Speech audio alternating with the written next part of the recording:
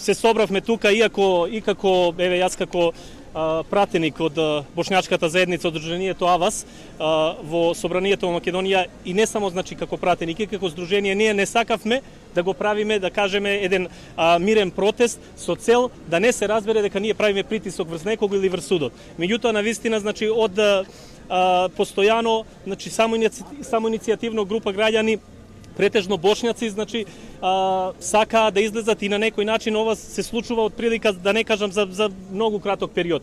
Затоа голема благодарност за сите. Ова поддршка за сеат се однесува... Слобода за сеат! Слобода за сеат! Слобода за сеат! Слобода за сеат! Слобода за сеат! Слобода за сеат!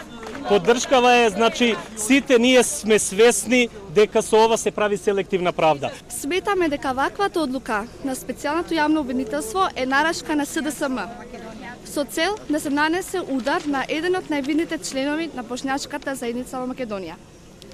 Намерата на СЈО е по диктат на СДСМ да изврши притисок на бошњаците во Македонија, особено оние кои се најугледни и највидни, со цел да се замолчат во време кога се прави обид да се протуркаат другите интереси.